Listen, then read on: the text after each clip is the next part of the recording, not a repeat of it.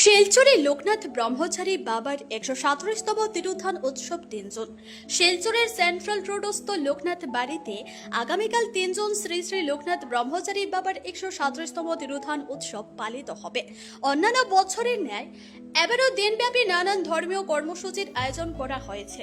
এবারের উৎসবের বিশেষ আকর্ষণ হিসেবে লোকনাথ বাবার গুরু ভগবান গাঙ্গুলি এবং বাল্যবন্ধু বেণীমাধবকে লোকনাথ বাবার সমমর্যাদায় পূজা করা হবে। আয়োজকদের মধ্যে সংসার ত্যাগ করে প্রায় ১০০ বছর ধরে কঠোর সাধনায় লোকনাথ বাবার সঙ্গে থেকে তারা গুরুত্বপূর্ণ অবদান রেখেছিলেন। সেই অবদানের স্বীকৃতি স্বরূপ এই বিশেষ পূজার আয়োজন করা হয়েছে। উৎসবের সকল ধর্মীয় আচার অনুষ্ঠান পরিচালনা করবেন লোকনাথ বাড়ির পূজারী পবিত্র পাল।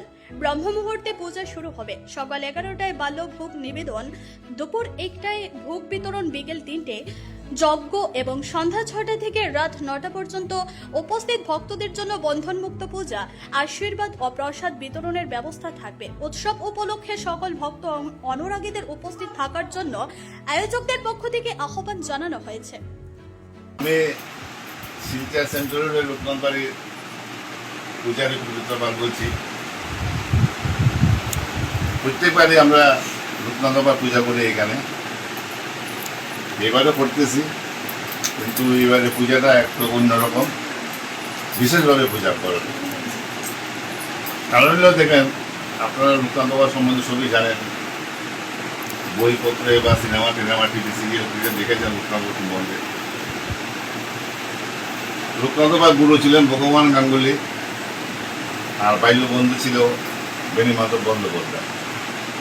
লোকনাথ বাবা যখন ১১ বৎসর, তখন গুরু ভগবান গাঙ্গুলি সেই অঞ্চলেরই মানুষ, একজন ধার্মিক মানুষ, লোকনাথ বাবাকে এবং বেণীমাধবকে নিয়ে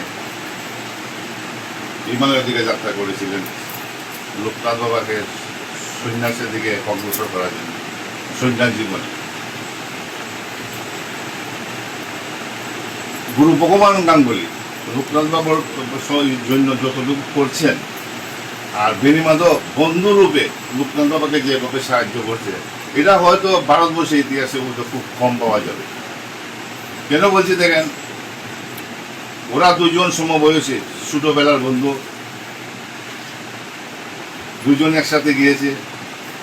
বেণীমাধবও ধার্মিক, লোকনাথও ধার্মিক।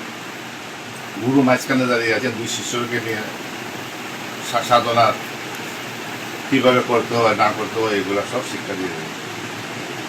বেণীমাধব সাধনা সিদ্ধি লাভ করতে পারেনি, কারণটা হলো কি, বেণীমাধবের প্রাণ দিয়ে বালাপার ব্যস্ত হয় যে লোকনাথ বাবা।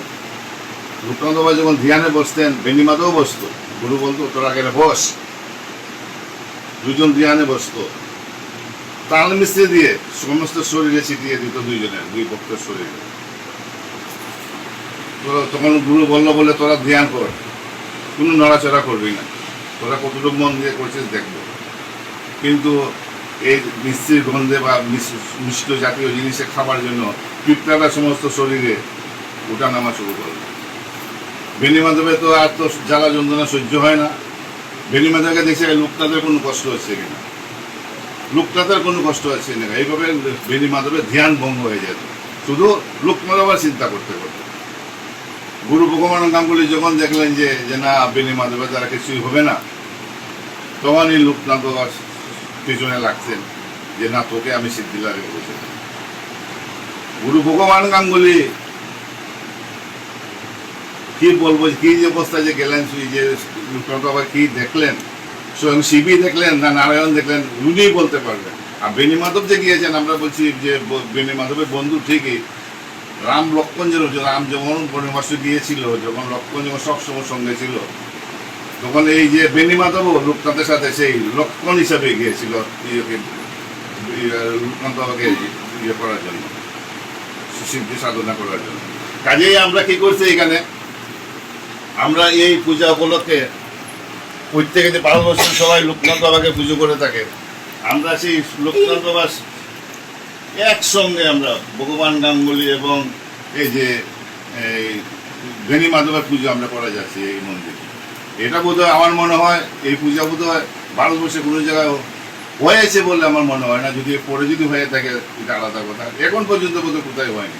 কাজে আমরা লোকনাথ বাড়ি যারা ভক্তরা আছি তারা আমরাকে এইভাবে লোকনাথ বাবাকে যতটুকু সম্মান দিয়ে আমরা পুজো করছি, আমরা সেই ভগবান গাঙ্গুলি এবং বেনি মাতাকে আমরা সেইভাবে সম্মান দিয়ে আমরা পুজো করব। আমরা আশা করি আমরা পুজো টুজো করে আমরা ভক্তদের মঙ্গল টঙ্গল হবে এবং যথাসম্ভব আমরা প্রতি বছর আমরা এইভাবে আমরা পুজো করে যাব। আমরা লোকনাথ বাবা বন্ধুত্বকে আমরা গুরুত্ব দিচ্ছি। গুরু এমন গুরু হয় না, কোনখানে পাবেন আপনি যে শিষ্যের জন্য গুরু গৃহত্যাগ করেছেন।